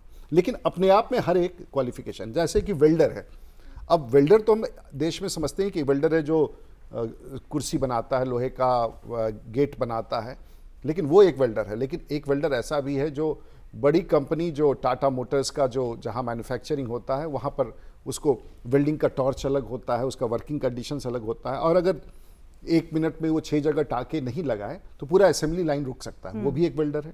एक वेल्डर है जो बाहर बड़े पाइपलाइंस जो गैस के हैं उनकी वेल्डिंग करता है, तो उनका टॉर्च अलग है, उनका सेफ्टी कंडीशंस अलग है, उनकी ट्रेनिंग अलग है, उनका वेतन अलग है।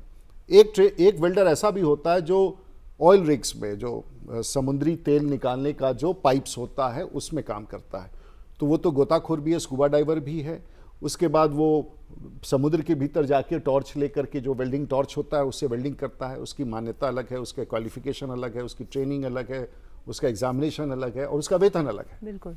तो ये एक अलग क्वालिफिकेशन पैक है। तो इस प्रकार से आज देश में लगभग जो 6,500 नेशनल ऑक्यूपेशन स्टैंडर्ड्स हैं और लगभग 1500 के आसपास हमने क्वालिफिकेशन पैक्स बनाए हैं।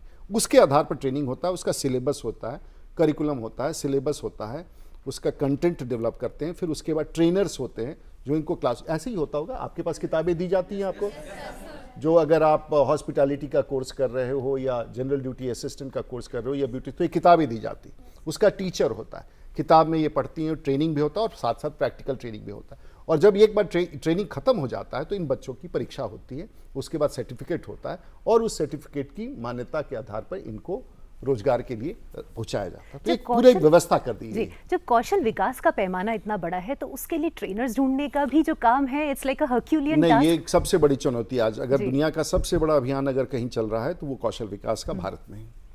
और हमारे लिए कि इतने बच्चे हैं और इतना व्यवस्था है, लेकिन ट्रेनर्स कहाँ से आए, और इसका हम लोगों ने इस बार एक जो काम किया है और वो माननीय प्रधानमंत्री जी के निर्देश पर हुआ कि भारतीय फौज दुनिया की सबसे तीसरी बड़ी फौज है और इसमें प्रत्येक वर्ष लगभग 60 से 65 हज़ार जवान 20-22 साल की नौकरी के बाद यानी कि 40 से 42 साल की उम्र में रिटायर करते हैं।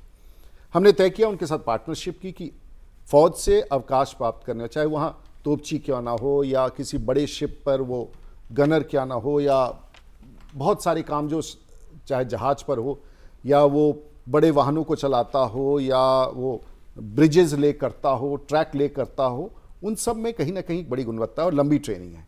वो जब अवकाश प्राप्त करते हैं तो भारतीय फौज के साथ, नेवी, एयरफोर्स और आर्मी के साथ हमने बात की है, उनके साथ समझौता, और पहली बार भारतीय फौज के साथ सिविलियन सिस्टम के साथ इतना बड़ा एंगेजमेंट है। और जो फौजी हमारे बीच में हैं, जो वर्षों से 20 साल काम करते हैं और सिविल सोसाइटी में आना चाह रहे हैं, उनके लिए उनके 6 महीने के अवकाश प्राप्त करने से पहले उनसे पूछा जा रहा है, काउंसलिंग हो रही है उनकी, भाई आप इसके बाद क्या करना है। और जिसके जो मन में इच्छा हो, अगर एयरफोर्स में कोई एयरमैन है और वो पैथोलॉजी का काम कर रहा है, फिर उससे पूछा जा रहा है कि आप इसके बाद ट्रेनर बनना चाहते हैं तो ये यहाँ आपकी नौकरी है, आपकी ये योग्यता है, और उसको सिविलियन कोर्स के साथ सर्टिफाई कर रहे हैं। रिटायरमेंट के पहले उसे अपने रेजिमेंटल सेंटर में लाया जा रहा है, वहाँ उनके द्वारा, फौज के द्वारा, हमारी पार्टनरशिप से, हमारी ट्रेनिंग के हिसाब से किया जा रहा है। उसके बाद निकल के या तो खुद उद्यमी बने या ट्रेनर बने या एसेसर बने। इसका एक बहुत बड़ा अभियान हमने चलाया और शायद दुनिया में फौज के साथ सिविलियन कॉन्टैक्ट का इतना बड़ा अभियान नहीं चला है। सो ये कई चीज़ें को हम लोग पब्लिक सेक्टर एंटरप्राइजेस से जो रिटायर कर रहे हैं, जो PSU से हैं, जिनके पास टेक्निकल नॉलेज है, उन लोगों को भी हम ITIs में या फिर ऐसे शॉर्ट टर्म स्किलिंग के लिए लेके आ रहे हैं ताकि इस काम को पूरा कर सके। चुनौती है, हम उसको अलग अलग तरीके से रास्ता निकाल रहे हैं।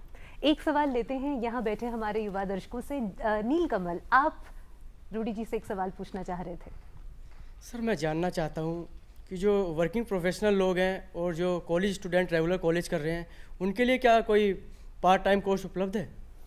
देखिए, मैं शिक्षा के बारे में मेरी जिम्मेवारी नहीं है, और पार्ट टाइम कोर्स हमारे जो ये योजना है ये उन लोगों के लिए है जो कमज़ोर वर्ग में, जो देश की बड़े लोग हैं, बहुत जो लोग खुद शिक्षा पा सकते हैं, ट्रेनिंग ले सकते हैं, पेमेंट कर सकते हैं, वो बड़े स्तर के लिए है। हम तत्काल उसके बारे में चर्चा है। उनके लिए पेड मॉडल पर, फीस मॉडल पर बहुत एक से एक बड़ी संस्थाएं हैं, तो वो लोग कर सकते हैं। उसके लिए जैसे अभी मेडिकल के क्षेत्र में हम लोगों ने पार्टनरशिप की है वीवो से, और वो 60,000 से 80,000 रुपये तक लेते हैं और वो ट्रेनिंग अलग तरीके से देते हैं, वैसे भी हैं।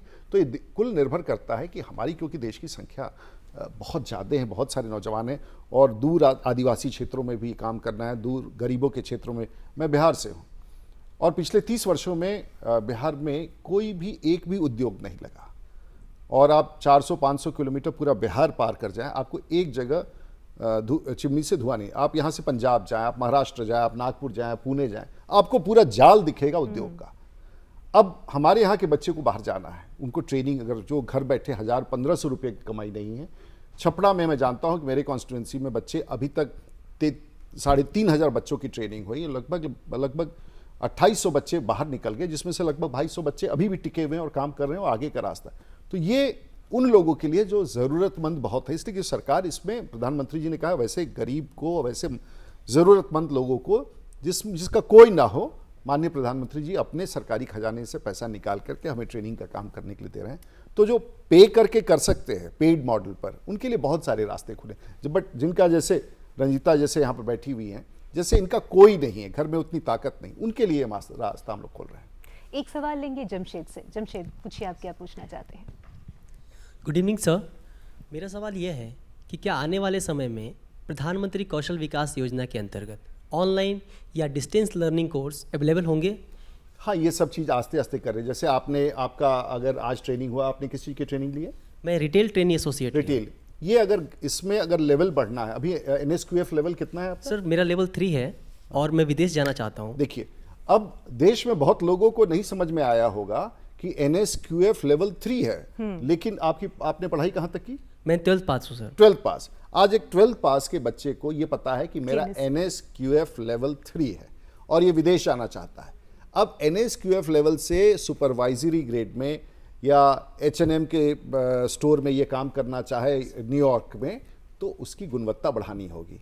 वो कोर्सेज आस्ते आस्ते हम इंट्रोड्यूस करेंगे, उसका ट्रेनिंग का मॉडल, लेकिन इसे पता है कि NSQF लेवल 3 क्या है। और इसीलिए मैं ये जानना चाहता हूँ कि जब मैं विदेश में जाऊँ और मैं यहाँ से NSQF लेवल 3 जो पढ़ के जा रहा हूँ, मैं उसे NS लेवल 4 या 5 या 6 अगर पढ़ना चाहता हूँ विदेश में रहने के दौरान, तो मुझे इस सुविधा का। हम लोग ये ट्रांसनेशनल स्टैंडर्ड्स के बारे में, और अभी तक 82-83 जॉब रोल्स का हम लोगों ने नेशनल इंटरनेशनल बेंचमार्किंग किया है। ये आस्ते आस्ते ताकि हमारी जो ट्रेनिंग हो वो उसका अलाइनमेंट इंटरनेशनल हो, ताकि आप उस सर्टिफिकेट को लेकर के इंटरनेशनल किसी संस्था में आपकी नौकरी लग सके। इस काम को हम बहुत तेजी से कर रहे हैं। Thank you so much. एक बहुत बड़ा डिमांड है अगर देखा जाए तो वैश्विक, अगर हम परिप्रेक्ष्य में देखें इंडियन वर्कफोर्स की ग्लोबली, तो ऐसे में जो वर्कफोर्स हम बाहर भेज रहे हैं, क्या उनके लिए कोई पोस्ट डिपार्चर ट्रेनिंग की भी? नहीं, देखिए, हम लोगों ने बहुत अच्छा, और सुषमा जी ने और माननीय प्रधानमंत्री जी ने इस विषय में कहा कि हमारे बहुत सारे बच्चे यहाँ से दूसरे तरीके से लोग बाहर ले जाते हैं, और कई बार उनको उस देश का कानून नहीं पता होता है, उनकी भाषा नहीं पता होने के कारण, या फिर वहाँ का रिवाज नहीं पता होता है, या फिर जिस काम के लिए उनको ले जाया गया हो वो काम नहीं जानते हो, तो उस पता चलता है कि फिर वो आरोपी हो जाते हैं और जेल में बंद। आज मिडिल ईस्ट के जेलों में लगभग 6,000-7,000 बच्चे ऐसे। तो इसलिए अब हम लोगों ने मिनिस्ट्री ऑफ एक्सटर्नल अफेयर्स के साथ मिलकर के प्रधानमंत्री कौशल विकास योजना के तहत ही हम लोगों ने प्री डिपार्चर ट्रेनिंग का भी प्रोसेस शुरू किया, ताकि जाने वाले बच्चे को ये पता हो कि किस देश में जा रहे हो, वहाँ का कानून क्या है, वहाँ जाओगे तो अगर कोई संकट हुआ तो एम्बेसी से कैसे संपर्क कर सकते हो, अपना पासपोर्ट कैसे संभाल के रखना है, आपको वीज़ा लेना है तो वीज़ा की जो वैलिडिटी है उसको कैसे मेंटेन करना है, वहाँ लेफ्ट हैंड ड्राइव गाड़ी चलती है या राइट हैंड ड्राइव गाड़ी चलती है, वहाँ लोगों को विश कैसे करना है। ये सब बेसिक ग्रूमिंग कर रहे हैं, ताकि वहाँ जाने के बाद उसे अपनी ताकत हो, ताकि वो अपने आप को सुरक्षित भी कर सके और काम करे तो वहाँ के नियम कानून और वहाँ के सिस्टम को समझ सके। ये सब हम कर रहे हैं और बड़े तौर पर कर रहे हैं। शायद भारत में, ये देखिए, बार बार मैं कह रहा हूँ ना, ये सब चीज़ें कभी नहीं थी। और इस बात को लोगों को समझना होगा कि कौशल विकास योजना और रोजगार ये बहुत तेज गति से, बार बार ये सवाल उठ रहा है कि रोजगार कहाँ है। हमें तो हमारे पास बच्चे इतने हैं, हमारे पास ट्रेनिंग का सिस्टम जो 60 वर्षों में किसी ने नहीं बनाया, ताकि मैं उतनी बड़ी संख्या में लोगों को ट्रेन कर सकूं। ये कठिनाई है। जॉब की कमी नहीं है, लेकिन उतने लोगों को मैं एक साथ ट्रेन कर सकूं और उस गुणवत्ता के साथ ट्रेन कर सकूं, ये बहुत बड़ा संकट है। और वही काम हम कर रहे हैं, और आस्ते आस्ते अगले 2 साल में पूरे भारतवर्ष में हम गर्व के साथ कहेंगे कि माननीय प्रधानमंत्री श्री नरेंद्र मोदी जी ने देश में कौशल का जाल बिछा दिया है, जो दुनिया का सबसे बड़ा अभियान है। इसी का एक उदाहरण अब हम दर्शकों को दिखाएंगे। मिलेंगे होशियारपुर की अनु से और देखेंगे क्या है उनकी कहानी।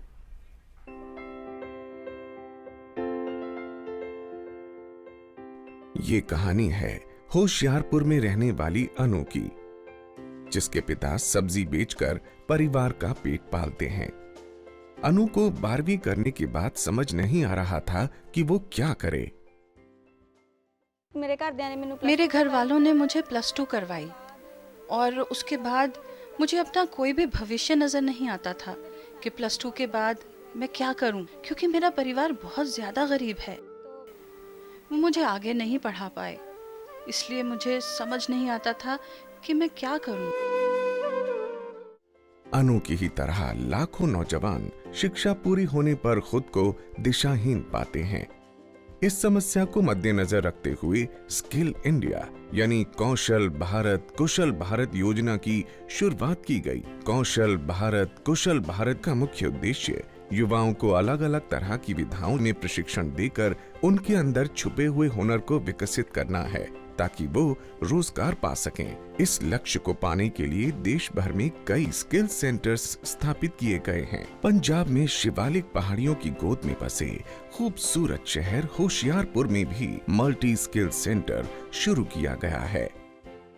इस सेंटर की बड़ी खासियत है कि ये स्किल डेवलपमेंट सेंटर है जिसमें बच्चों के स्किल को डेवलप किया जाता है। इसी तरह मुझे भी यहाँ आकर पता चला कि मुझ में कौन कौन सी स्किल्स हैं और बहुत ज्यादा डेवलपमेंट हुई। इसके बाद यहाँ रोजगार मेला हुआ था और 100 से ज्यादा बच्चे शॉर्टलिस्ट में आए और उनमें से एक मैं भी थी जो शॉर्टलिस्ट में आई।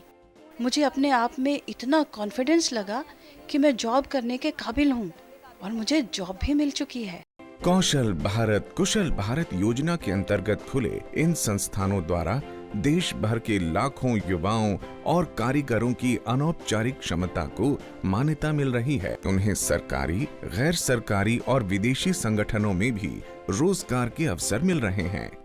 सोचती हूँ कि मैं अपने परिवार को, भाइयों को बहुत बड़े प्लेटफॉर्म पे लेके जा सकती हूँ, उन्हें पढ़ा सकती हूँ, उनका ख्याल रख सकती हूँ। दिशाहीन भटकते युवक युवतियों को दिशा देने के साथ साथ लाखों परिवारों का जीवन स्तर ऊंचा उठाने का महत्वपूर्ण काम कर रही है ये योजना कौशल भारत कुशल भारत। शायद यही आत्मविश्वास है जो आज के युवा में पैदा हो रहा है कि मैं सिर्फ अपना अच्छा नहीं कर सकती बल्कि अपने पूरे परिवार का भला कर सकती हूँ।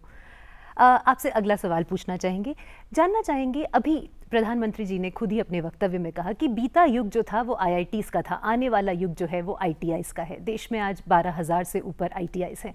तो क्या इनको रिवैम्प करने की प्रक्रिया चल रही है, ट्रेनिंग, कोर्सेज या इंफ्रास्ट्रक्चर के? देखिए, हमारे साथ बहुत बड़ी चुनौती थी और ये सबसे बड़ा काम कि माननीय प्रधानमंत्री जी ने लेबर मिनिस्ट्री से निकाल करके ITIs अब स्किल डेवलपमेंट मिनिस्ट्री को दिया है। लेबर कोई बुरा शब्द नहीं है, लेकिन लेबर से बच्चों के बीच में लगता था कि हम मजदूर शब्द से जुड़े हुए हैं। अब कौशल से जुड़ करके कौशल विकास की बात हो रही है और 13,000 ITI में देश में निरंतर ITI खुलते गए, लेकिन उनकी गुणवत्ता पर किसी ने ध्यान नहीं दिया। उनकी क्वालिटी में बहुत, आज उत्तर प्रदेश में 2,000 ITIs है, बिहार में लगभग 1,008 ITIs हैं, एक शहर में, ग्वालियर जैसे शहर में 56 से 60 ITI हैं। तो एक बिजनेस मॉडल के रूप में ITIs निकलते गए, लेकिन उनके quality of teaching, quality of examination, ये शायद कहीं ना कहीं कॉम्प्रोमाइज़ किया गया। और इंस्टीट्यूशनली ITIs ही आने वाले दिनों में देश का सबसे बड़ा जो हार्ड स्किल्स की लर्निंग है वही है। और इसीलिए आज तक ITIs के निकलने वाले बच्चों को, इसके बारे में शायद आपने चर्चा नहीं किया, ITI से निकलने वाले बच्चों को 8वीं के बाद 10वीं तक का मान्यता नहीं होता था और 10वीं में जो ITI में जाते थे उनको 12वीं की मान्यता नहीं होती। पहली बार माननीय प्रधानमंत्री जी के कहने पर, उनके निर्देश पर, आज जैसे वो गुजरात में करते थे, आज देश भर के ITIs में जो 23 लाख बच्चे हैं उनको CBSE और ICSE की तरह 10वीं और 12वीं की इक्विवेलेंस दी जाएगी, ताकि वो उसके बाद भी अगर उस स्टेज पर नौकरी ना करना चाहें, फैक्ट्री में ना जाना चाहें, तो आगे की पढ़ाई कर सकते हैं, जो आज तक भारत में कभी नहीं था। तो इस प्रकार से हम लोगों ने कई सारे नीतिगत फैसले किए हैं और लगातार कर रहे हैं, क्योंकि हमारा लक्ष्य बड़ा है। देखिए, हमारी सरकार का, माननीय प्रधानमंत्री जी के, हमारे BJP के सरकार के, हमारे NDA की सरकार के, और हमारे अमित शाह जी भी जो हमारे भारतीय जनता पार्टी के राष्ट्रीय अध्यक्ष हैं, सबका एकदम साफ है कि हमारे सरकार की नैरेटिव बदल। और ये बच्चे जो बैठे, जो कह रहे हैं 12वीं के बाद हमारे पास पढ़ने के लिए पैसे नहीं थे, हम कैसे अपनी ज़िंदगी को बढ़ाते, मुझे रास्ता, एक प्रधानमंत्री। तो हमारी सरकार गरीब के लिए है, किसान के लिए है, मजदूर के लिए है, बेरोजगार के लिए, महिलाओं के लिए, दिव्यांग के लिए। हमारे सरकार का ही नैरेटिव अब बिल्कुल भिन्न है और वो देखने को मिल रहा है जब इतनी बच्चों के बीच में बैठ करके। और अगर सबके परिवार के बारे में पूछा जाए तो सब मोटे तौर से उसी पारिवारिक बैकग्राउंड से, किसी के पिताजी सब्जी बेचते होंगे, किसी के पिताजी किसी दुकान में काम करते होंगे, किसी के पिताजी कहीं किसी के घर में, किसी बड़े घर में किसी के यहाँ कोई गाड़ी चलाने का काम करते होंगे, सब इसी वातावरण में। कहीं माँ अगर ब्यूटिशियन का कोर्स करती हूँ, ब्यूटिशियन का काम करती हूँ किसी बड़े मॉल में, कहीं किसी बड़े लोगों के साथ। तो मुझे लगता है कि इस बैकग्राउंड में जो कमज़ोर हैं उसके लिए सरकार है, और वो हमने प्रदर्शित किया है अपने प्रधानमंत्री कौशल विकास योजना के माध्यम से। दूर दराज के लोगों तक पहुँचने के लिए क्या प्लान है? ये देखिए, जिस प्रकार से यहाँ दिल्ली में सेंटर है, इसी प्रकार से प्रत्येक संसदीय क्षेत्र में हम प्रधानमंत्री कौशल विकास योजना, जो मानक होंगे किस प्रकार से इन क्षेत्रों में काम हो, फिर वही नहीं होंगे। प्रधानमंत्री कौशल केंद्र जो हम बना रहे हैं उसमें बिल्कुल गुणवत्ता में कहीं कॉम्प्रोमाइज़ नहीं किया जा रहा है। और जाने के बाद आपको लगेगा कि ये भव्य स्थान कौन सा है जहाँ इतने सुंदर तरीके से स्किल की ट्रेनिंग। फिर उस केंद्र के साथ जुड़ करके देहात में छोटे छोटे सेंटर्स स्पोक के रूप में कोशिश स्थापित किए जा रहे हैं। कहीं पर बार बेंडिंग का, कहीं मेसन्स का, कहीं पेंटर का, कहीं फर्निशिंग का, कहीं स्टिचिंग का, कहीं असिस्टेंट टेलरिंग का। इस प्रकार से सैकड़ों की संख्या में एक जाल फैलाया जा रहा है ताकि देहात में रहने वाले गरीब के भी बेटे या बेटी को भी ये लाभ मिल सके जो दिल्ली में रहने वाले बच्चों को मिल रहा है। यहाँ हमारे बैठे युवा दर्शकों से कुछ सवाल लेंगे। सवाल पूछना चाहते हैं आप? जी। गुड इवनिंग सर, मेरा नाम नसरीन परवीन है। मैं आपसे ये प्रश्न पूछना चाहूँगी कि इंटरनेशनल प्लेसमेंट को प्रमोट करने के लिए या बढ़ावा देने के लिए मिनिस्ट्री क्या क्या कदम उठा रही हैं? देखिए, इंटरनेशनल प्लेसमेंट के लिए जो इंटरनेशनल स्किल सेंटर्स है उसमें हम लोगों को जोड़ रहे हैं। लेकिन आने वाले दिनों में क्योंकि इसकी मांग बढ़ती जा रही है, बच्चे बाहर जाना चाह रहे हैं, तो जो प्रधानमंत्री कौशल केंद्र हैं उनको भी इंटरनेशनल प्लेसमेंट अगर वो कराएंगे तो आप अगर उस योग्य हैं और आपको अगर वो इंटरनेशनल प्लेसमेंट करा रहे हैं तो जो कंपनी आपको या जो ट्रेनिंग पार्टनर आपको ट्रेनिंग दे रही है उसको आपके एवज में हम उसको इंसेंटिवाइज करेंगे, उसको और फिनेंशियल सपोर्ट देंगे ताकि आपका प्लेसमेंट कराए। तो एक मैकेनिज्म बनाया जा रहा है ताकि आपके पास जो गुण हो, आपको जो सिखाया गया हो, और आप अगर विदेश जाना चाह रहे हैं तो उस काम को भी वो पूरा करें। तो सर, अगर हम विदेश जाना चाहें तो उसकी भी हमें सहायता दी जाएगी अगर उस काबिल हैं तो जाने? देखिए, एक तो आपको हम लोगों ने ढूंढ के निकाला, आप इस जगह पर आई, फिर आपको ट्रेन किया, फिर आपको सर्टिफाइड किया, फिर आपको रोजगार भी ऑफर किया, फिर अगर आप विदेश जाना चाह रहे हैं तो विदेश जाने के लिए आपकी पूरी तैयारी करा रहे हैं, और जो आपको विदेश तक सही ढंग से पहुंचाए, कुछ तो फिर थोड़ा अपने से भी करना पड़ेगा। Yes sir. ग्लोबल कंपनीज की अगर पार्टनरशिप की बात करें तो उसके क्या प्लान्स हैं, अभी क्या हो रहा है? देखिए, बहुत सारी कंपनियों ने हमारे साथ पार्टनरशिप किया है और फेस्टूल मान लीजिए एक विदेशी कंपनी है जो फर्नीचर और फर्निशिंग्स के लिए कटिंग टूल है। वैसी कंपनियां आकर के भारत में हमारे साथ बातचीत कर रही हैं और वो ये भी चाह रहे हैं कि हम यहाँ से ले ना जाएं। हम बड़े बड़े सेंटर्स यहाँ, कल ही स्वीडन का जो वोल्वो कंपनी है उसके लोग आए, साब हैं जो एयरक्राफ्ट मैन्युफैक्चरिंग, वो उनके लोग आए। ये सब कह रहे हैं कि भारत में ही हम आपके साथ पार्टनरशिप करके ट्रेनिंग देंगे और यही प्रोडक्ट बनाएंगे जो सस्ते दर पर हम यहाँ बना करके अपने कंपनियों में ले जा सकें। तो इसका एक बड़ा अभियान भी चलाया जा रहा है। इसी के साथ दर्शकों को दिखाते हैं कि किस तरह से दिल्ली में स्किल इंडिया का इम्प्लीमेंटेशन हो रहा है। इस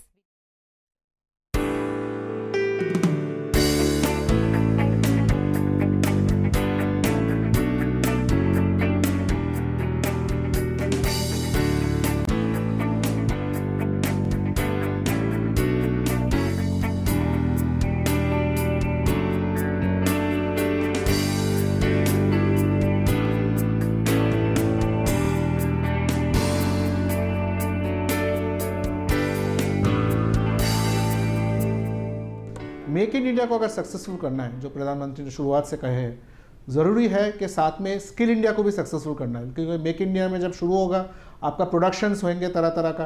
प्रोडक्शन के लिए आपको आदमी चाहिए, लेबर चाहिए, स्किल्ड लेबर चाहिए खास करके।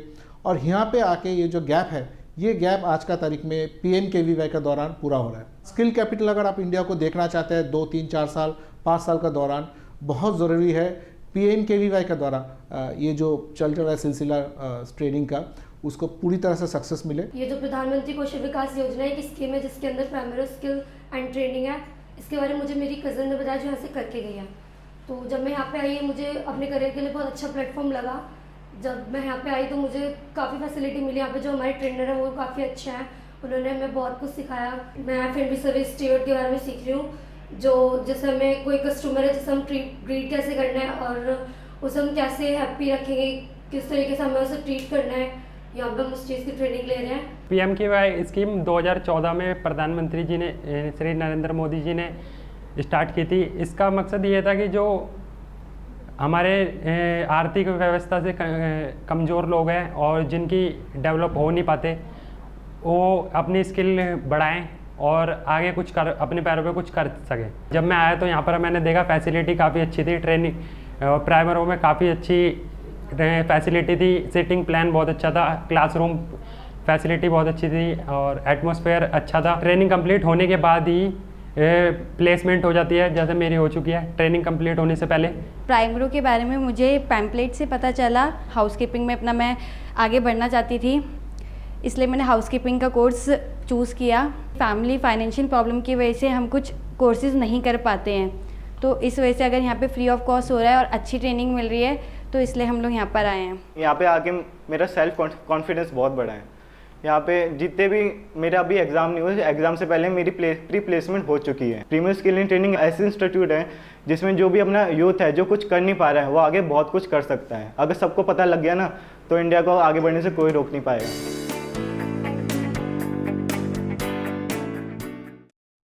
अगर सबके पास जानकारी होगी तो सच में इंडिया को आगे बढ़ने से कोई नहीं रोक पाएगा। हमारी युवा ऑडियंस रूडी जी आपसे कुछ और प्रश्न पूछना चाहते हैं, एक प्रश्न लेते हैं आपसे। गुड इवनिंग सर, मेरा नाम विकी है। मैं सर ये जानना चाहता हूँ, ये जो PMKVY का जो सर्टिफिकेट दिया जाता है क्या ये गवर्नमेंट जॉब के लिए वैलिड है? देखिए, आपने बहुत बड़ा सवाल किया और जिस दिन से इसको हम कर देंगे कि गवर्नमेंट जॉब के लिए वैलिड है तो उस दिन से फिर आप पैसा दे करके भी इसमें आ जाओगे, जैसे ITIs में हुआ। हम इसकी मान्यता ऐसा ज़रूर, क्योंकि राष्ट्रपति भवन में अभी एक एडवर्टीजमेंट आया था जिसमें उनको कई सारे स्टाफ नियुक्त करने थे, गार्डनर होंगे, कई छोटे छोटे एंट्री लेवल जॉब्स के, और उन्होंने कहा कि हमें NSQF कंप्लायंट लोग चाहिए।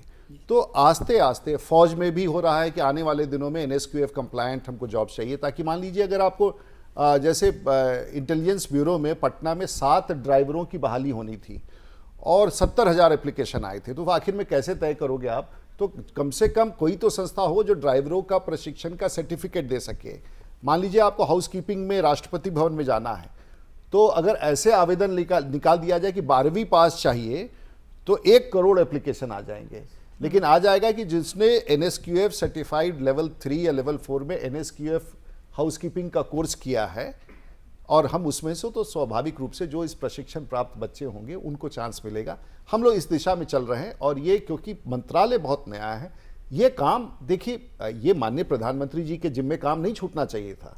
ये काम तो देश में आज से 50-55 साल से होना चाहिए था, जो नहीं हुआ, और आज हमने शुरू किया है, तो इन सब दिशा में बढ़ रहे हैं। और हम सबको एक बार देश के माननीय प्रधानमंत्री जी नरेंद्र मोदी जी का आभार व्यक्त करना चाहिए कि उन्होंने इतना बड़ा योजना गरीब के घर तक योजना पहुंचाने का किया, जो शायद भारत में कभी नहीं हुआ था।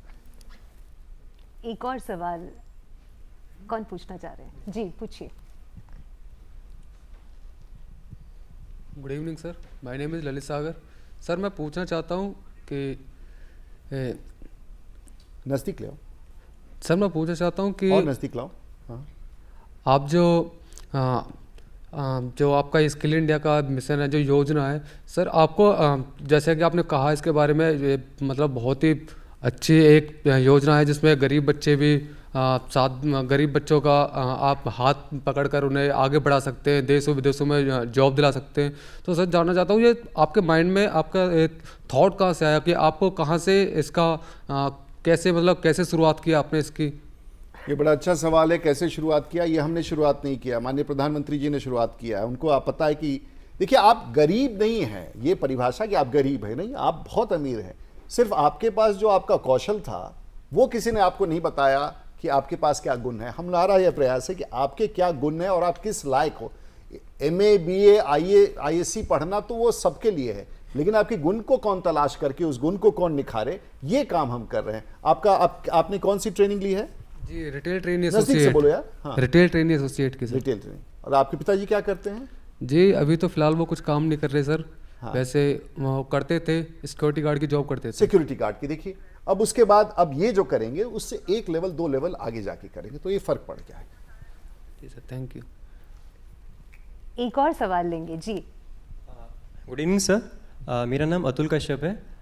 सर मैं PMKVY से food and beverage steward level 4 का कोर्स कर रहा हूँ। सर मैं आपसे ये जानना चाहता हूँ कि लेवल 4 कंप्लीट होने के बाद से ही मेरा लेवल 5 के लिए ट्रेनिंग ले सकता हूँ क्या मैं? देखिए आप पहले तो आप बताइए कि आपने पढ़ाई कहाँ तक की? सर 12th पास। 12th पास हैं, और आपने जीवन में क्या सोचा था, क्या करेंगे? फाइनली तो सर सोच ही रहा था, इतने देर में मेरे को PMKVY का सेंटर में मेरे को भेजा गया ट्रेनिंग के लिए, देन मैं ये कर रहा हूँ कंटिन्यू। तो आप कहाँ देख रहे हैं आप? ताज होटल में जाना चाहते हैं, आप ओबरॉयज में जाना चाहते हैं, आप विदेश जाना चाहते हैं?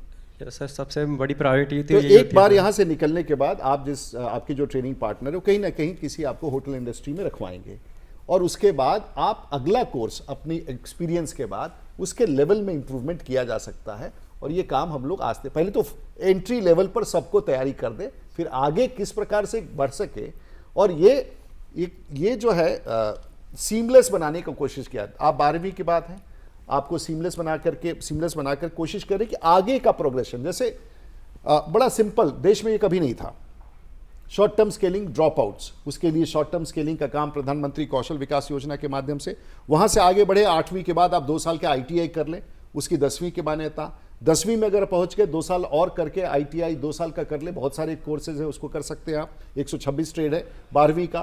फिर अगर 1 साल और कर ले आप, तो आप डिप्लोमा भी, क्योंकि अब डिप्लोमा भी हमारे मंत्रालय को मिनिस्ट्री ऑफ एजुकेशन से HRD से ट्रांसफर, और फिर अगर आप 2 साल और आगे कर ले और आप इंडस्ट्रियल ट्रेनिंग करके आ रहे हैं तो आप ग्रेजुएट इंजीनियर बन सकते हैं। यानी कि एक ड्रॉप आउट से लेकर के इस देश में ग्रेजुएट इंजीनियर तक बनाने का काम का रास्ता हम लोगों ने प्रशस्त कर दिया है। और इसी प्रकार से होटल इंडस्ट्री में भी आने वाले दिनों में आप assistant manager, front office manager करते करते, अगर आप इसमें अपने गुणों में आप थोड़ी अंग्रेजी और थोड़ी सी पढ़ाई और कर ले, थोड़े कोर्सेज कर ले, थोड़ा एक्सपीरियंस बढ़ जाए, तो आप किसी भी दिशा में जा सकते हैं। और यही हमारा अभियान है। Thank you sir. Rudy ji, अगर चैलेंजेस की बात करें तो क्या लगता है इस मार्ग में सबसे बड़े चैलेंजेस, सबसे बड़ी कठिनाइयाँ क्या हैं?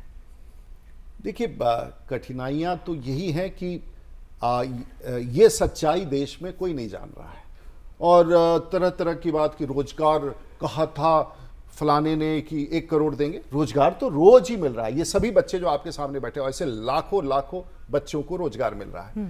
लेकिन अगर कोई गार्डनर की ट्रेनिंग करके, अगर हम किसी को अगर ब्यूटिशियन की ट्रेनिंग करते हैं, तो ब्यूटिशियन की बहाली तो कहीं भी किसी पब्लिक सेक्टर में तो होता नहीं है। वो तो किसी न किसी एक छोटे शॉप में होगा, या अपना शॉप लगाएगा, या सेल्फ एम्प्लॉयड होगा, या फिर लॉरियल में चले गए, या शहनाज में चले गए। इसका तो कहीं डेटा मिलेगा नहीं। बट ये रोजगार है कि नहीं? बिल्कुल। आप जोर से बताइए। है। और ऐसा रोजगार मिल रहा है कि नहीं? तो फिर इसके आंकड़े आपको कहां मिलेंगे? और ये कह रहे हैं कि उनके नज़र में, क्योंकि हमारे पुराने सरकारों में और जो लोग थे, उनमें सिर्फ सरकारी नौकरी ही नौकरी होता है और उसी का लक्ष्य हम पूरा करें, तो ये भ्रम पैदा करने का कोशिश कर रहे हैं। नौकरियां तो इतनी हैं कि हमारे पास उतनी ट्रेनिंग करने की कैपेसिटी नहीं है। हम ट्रेन करते जा रहे हैं, लोग निकलते जा रहे हैं। ठीक है, 100 में 100 नहीं आएंगे, कुछ में कमी हो सकती है, लेकिन अगर हम ट्रेन करने की क्षमता और बढ़ाते जाएं तो इस देश में, और आज मैं बता सकता हूं कि नरेंद्र मोदी जी के सरकार में इस देश में नौकरियों की कोई कमी नहीं है। मैं आपको दावे के साथ कह सकता हूं। रूडी जी, आपका बहुत बहुत धन्यवाद। आपने अपना कीमती समय निकाला, हमसे इतनी सारी बातचीत की। इस सरकार में काम करने का मौका मुझे मिला और एक ऐसा अभियान में साथ भाग लेने का मौका मिला। शायद ये अपॉर्चुनिटी या ये किस्मत बहुत कम लोगों को मिलेगा कि देश में माननीय प्रधानमंत्री जी का जो सबसे बड़ा लक्ष्य और विजन था, उस अभियान को भारतवर्ष में लेके चलना और इन सभी बच्चों के ज़िंदगी में एक वो खुशी के, उनके चेहरे पर खुशी लाने का मौका ये तभी संभव हो पाया कि माननीय प्रधानमंत्री जी ने ये सरकार में इस मंत्रालय की गठन की और इन बच्चों तक हमें पहुंचने का रास्ता बताया।